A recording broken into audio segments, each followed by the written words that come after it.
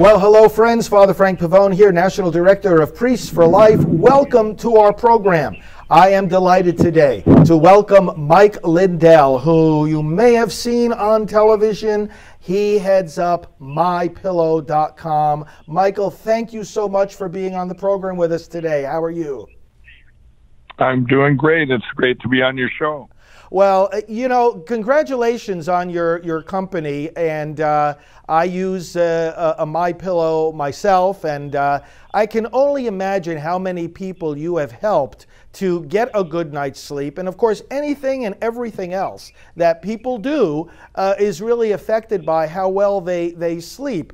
Tell us just in a nutshell how you were blessed by God to have what has become such a successful business. Well, it goes back. I actually had a dream, and I believe it was directly from God back in 2004, and it took me about a year to invent my pillow, and finally I did get it invented, and I was turned down everywhere. Nobody would take it. No box stores, no TV. Nobody would take it. And I ended up doing. Someone said, "Mike, why don't you do a kiosk?" I said, "How do you spell that?" And then I did that, and I couldn't talk to people. I was very. I was an addict. I was a crack cocaine addict and a cocaine addict back in the day, and they. Back then, so I didn't do the kiosk very much. My wife at the time did, and we only sold about 80 pillows, but I happened to sell one there. I was there the one day, and the guy said, "You got a business card?" I said, "No, I'm all out." And I gave him this business card, just wrote my name on a piece of paper, and he called me in January. He said, "This pillow changed my life." He said, "Are you the inventor?" And I said, "Yeah." Yeah. And he said, "Well, I run the Minneapolis Home and Garden Show. Would you like to come in the shows?" So then I did shows for 5 years, and I lost pretty much everything though during that time. And I ended up, by the grace of God, quitting all my addictions overnight in January 16, 2009, and it's been quite a journey. I ended up doing. I said, "Well, if nobody will take us, we'll do an infomercial," and we did it with a real audience and a friend of mine, and I was told it could never work. You have to get an actor and someone that's been on TV. And the night before, the producers, he texted the other guy when we were doing our reads. He said, "This guy's the worst guy I've ever seen. He'll never make it on TV." and now we've sold 44 million pillows. I have 1,600 employees, and it's been absolutely amazing. One of the things too I want to say is, you said it there, how it affects everything we do and help millions of people. Yeah. I have been so blessed to be a part of My Pillow that God gave me to put this and chose me to with this amazing platform, which is just a platform for a much bigger thing. But what kept me going all those years, people say, "How can you have this much passion for a pillow 13 years later?" And it was all the people that came up and the stories, and they'd say, "You changed my life. It helped me in everything." Because sleep affects everything we do, quality sleep. And that was so rewarding to me. Yes. I was never about the money. I was about helping people, and it felt so good every time. It does feel good, and you are helping a lot of people. And of course, God helped you, as you mentioned, Mike, coming out of various addictions. And tell us a little bit about that, how he rescued you. And I understand that you're also involved in helping a lot of people through various recovery programs. Right. Well, back in 2008, a lot of stuff happened in 2008, but one of the things that happened, a friend came to me, and he was my equal. We had both done cocaine at the same time in the early 1980s, and we had both switched to crack cocaine in the early 2000s. So he was my equal. I'd been in a lot of treatment centers and stuff, and if you don't. The counselors that have never been where I've been, it didn't resonate. Well, he came to me. He had been straight for 3 years, and I had heard he had found Jesus, and he came in and some month before I quit now, and he came walking in this place. I lost everything, and he came walking in. He says, I said, "Dick, what are you doing here?" He says, "Well, the Lord led me here." He said, "What's going on?" And I knew I hadn't seen him in about a year, but I knew he had been straight for 3 years. And I said, "Well, as long as you're here, I got a lot of questions for you. And the first one I asked him, I said, "Is it boring?" And he said, "No, man, it's not boring." But using that premise, and then a month later, I actually I made a deal with God. I quit. I said I want to wake up in the morning and never have the desires again, which I did, and that was the last day. I never had a desire for any of the drugs, alcohol, gambling, anything again. But 2 months after that, I went to my church, and they had a faith-based treatment center there, an outpatient. And I went in there, and I told this guy, this counselor, I said, I just walked in the door. I said, I said, I'm going to have a book someday, and this pill is a platform for God. It's going to be so big, and I'm going to I'm going to help people someday. So many people I'm going to help with their addictions, and I mean, it was so out there. He went home and told his wife. He says, "I think this guy's still on drugs." But one of the things I learned when I went in his program, it was different than anything I'd ever been in. When I went in, I started telling about all my cocaine and crack and stuff. He goes, "No, we don't want to hear about that here." He says, "We want to talk about your father." He said, "Let's go. Tell us about your father." And I said, "Well, I came from a divorced, family. I was 7 years old back when divorces weren't common, and I learned so much of addiction takes place when you're young, in childhood. It's from divorce, fatherlessness, all these things. So I've combined with what I know. I'm coming out with the Lindell Recovery Network, and what it is you will put in your story. We have all these stories of hope, the people that made it through, specific to that drug. So now I'll be the tour guide of the website, and I'll say, okay, put in your age and your addiction. That person will put in, let's say, 22-year-old opiate addict. Well, now all these stories of 22-year-old opiate addicts will come down that made it through. Yes. And he might not be able to relate to a 50-year-old meth addict. So you got that common denominator there. Then you got the trust. The addict trusts me. They trust these stories. And I say, hey, you guys, now go over here. I have vetted over the past year and a half over 2,000 faith-based treatment centers that actually work, and where you get you go in there, and I'm going to say, you guys, when you come out, I'm going to be there for you. I'm going to have paid mentors all over the country, full-time careers. That's all they do is mentor these guys, and an app. So they'll put in like something specific that happens that normal people, normally you might relapse. My girlfriend didn't wait for me. Well, put it in the app, and someone that's been through that, one of these mentors that's been through that, will get you through it. And then you also have your regular mentor. But it's an amazing circle of help. You have hope, you have the help, and then you have the mentorship. It's going to be amazing. That is awesome. It's really such an expression of God's love for us, and to have a Savior. I mean, He saves us when we can't save ourselves, and you're helping to reach these people with that kind of saving help. Now, of course, another arena where people are really getting damaged and where a lot of recovery is needed is the whole area of abortion. And those of us in the pro-life movement are so grateful to you for having gotten behind this new movie, Unplanned. I've known Abby for a long time. She came to me after she came out of the abortion industry, and we worked to get her healing and to start healing all the different people that were coming out of the abortion industry, especially when they heard her story. Many others started coming out. And there's a long process of recovery, as you know, for those who have worked in abortion clinics. There's also a lot of recovery needed for those moms and dads and families who have lost children to abortion. And so I think this, providentially ties in very well with the whole spirit and vision that God has given to you, because now this movie is going to bring a lot of people face to face with their own need for recovery after abortion. Tell us, Mike, how it was that you ended up getting involved in backing the movie Unplanned. Well, that was a divine appointment. I was literally on a tarmac waiting to go to Israel, and we, my gal and I, Kendra, we said, I got this phone call, and I had met these guys before, these producers, but they called me up. They said, Mike, we've gotten prayer that you're going to be in our movie. And I'm going, well, I haven't got that yet.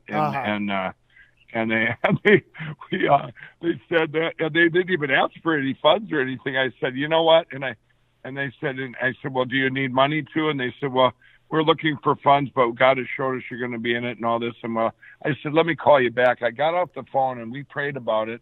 And it was like, yes, you for sure need to do this movie. And so I called him back. I said, yes, I'll be in it. Now that was last spring and a year ago. And if I'd have known, then we got back from Israel. I had to go down a secret place in Oklahoma. We filmed it, and I had my cameo, and I said, I was all in. I put in $1 million towards the movie. Just it's going to change people's hearts, and get rid of this horrific thing that's going on with abortion. But if I'd have known? If anybody doesn't think this was God's timing, I got in that movie then, and now. Look, it launches here March 29th. I'm going to the premiere this weekend, and I'm telling you, look what's going on in our country with New York and Virginia, and where they're ripping babies from in pieces from even when they're born. Now it's not even the unborn; it's the born. Right. It's just like you couldn't have asked for it. God's timing is always the most amazing, and this is really going to get the message to our country, to the people of what's going on. And, how can you, I've seen it before. Some gal said, how can you have people saving minnows in California and killing babies in New York? Right. Yeah, it is. It is amazing. I've always said over the years, America will not reject abortion until America sees abortion. And one of the most powerful dimensions of this movie, Unplanned, as you well know, is that it shows an abortion. It shows how that baby in the womb is trying to resist that suction tube and then gets sucked down the tube. And I have seen over the years how people just change in an instant when they actually see with their eyes. It cuts beyond the rhetoric, the concepts, the arguments, the philosophy, and it goes right to the heart of what is an abortion. And in this film that you have supported and so strongly, and that you even appear in at a certain point, people are going to see abortion, and I know that many are going to reject it. Do you want to tell our viewers the scene that you are actually in the movie? Because it's it's a kind of a triumphant moment, isn't it? Yeah, it's this is part of that true story too, where Abby actually was her clinic she worked at. They actually end up taking down that clinic, and I actually run the bulldozer. And they were going to bring in a stunt man. Let's get this clear. And I said, absolutely not. I said, so I do it myself. I do the scene myself. It's very cool. It was my first part in a movie, and I couldn't have asked for a better thing. I was very that it's going to help change and save so many lives and stop the murdering. Exactly. Well, you did a great part in that particular scene, and then of course, you turn on that bulldozer, and then the Planned Parenthood sign comes tumbling down. Yeah. It's to the cheers of all the pro-life people. It's really awesome. The pro-life movement is on the move. We're making a tremendous amount of progress. I see that every day in the work that we do all across the country. People's minds and hearts are changing. People are healing from the wounds. And we're even making progress politically, because right now we have in the White House a man that I know you admire very much, as do I, a man who's been the most pro-life president that we have ever had. Mike, can you tell us a little bit about your own interactions with President Donald Trump?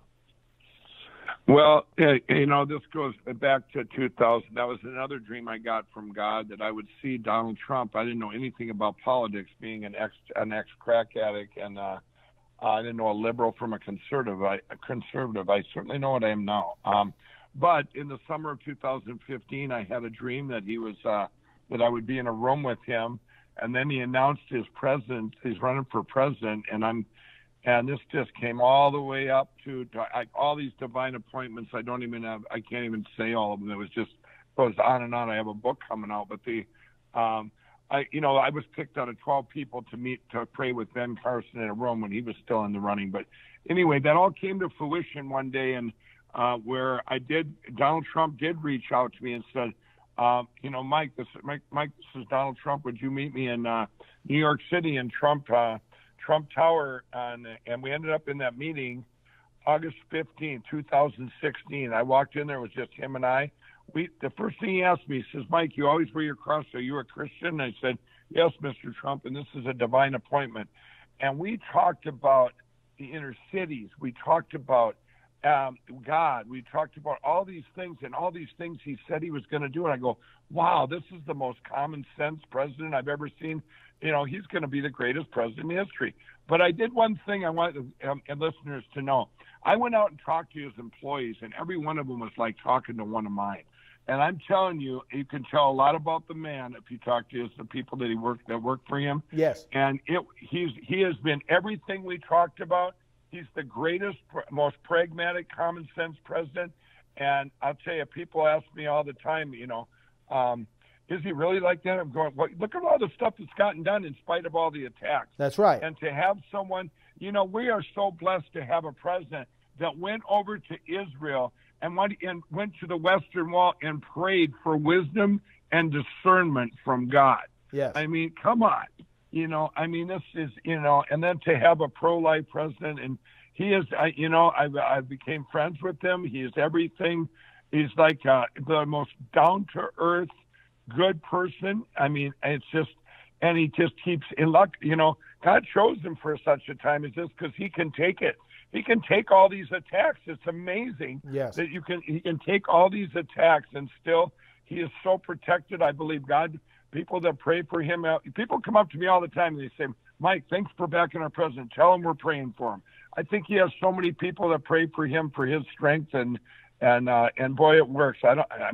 The guy works 21 hours a day, it seems like. It does, doesn't it? And I know one of the pastors that ministers to him told me that he never met someone more open to the ways of God and learning more about the Word of God and following the Holy Spirit than President Trump has been doing. So it's really...